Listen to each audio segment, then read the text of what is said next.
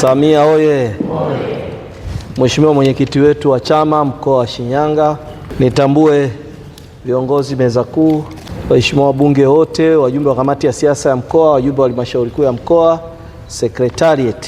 Mkoa wa Shinyanga ni kati ya mikoa mikubwa ambayo chama chetu tunautegemea kama nguzo yetu katika yote. Ndio maana Mheshimiwa Rais Dr. Samia Suluhu Hassan na mwenyekiti wa chama chetu, kama ambavyo naibu waziri amesema, mwenyekiti amesema, mkuu wa mkoa amesema, anaweka nguvu kubwa sana.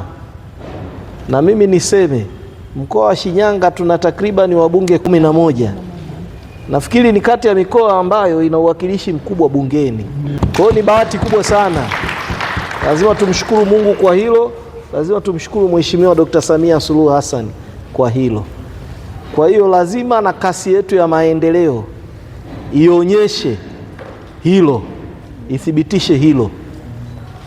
Sasa mimi niwaombe wana Shinyanga, kama ambavyo tumekuwa tukishikamana na mkoa wetu kuwa na amani na umoja, tuendeleze mmoja huo, tukiimarishe chama chetu ili kiendelee kuwa na nguvu zaidi. Kwa mimi nawapongeza sana mwenyekiti na timu yako, viongozi wote ngazi ya wilaya pamoja na makamisa, ili tuweze kwa pamoja kushikamana na tuendeleze nguvu ya chama chetu. Naibu katibu mkuu mlezi wetu, kama maelekezo yalivyotoka, uzoefu na nyinyi kwamba halmashauri kuu ya mkoa wa Shinyanga ni watu ambao wana uwezo mkubwa wa kuhakikisha katika kukijenga chama chetu, lakini katika kutoa hoja kwenye eneo ambalo litakuwa linahitaji kuchangiwa.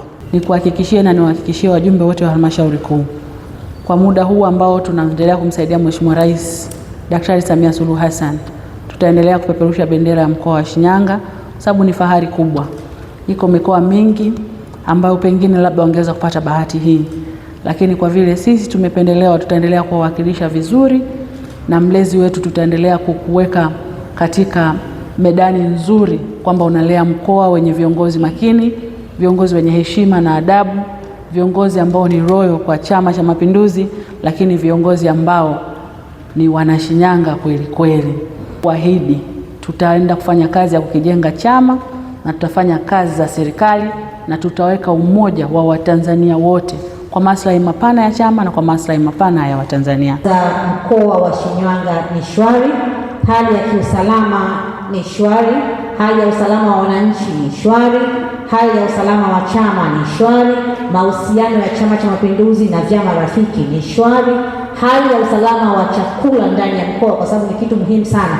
Katika kitu ambacho huwa tunasahau ni usalama, food security kwenye mkoa. Hali ya mkoa wa Shinyanga kwenye swala zima la usalama wa chakula ni shwari.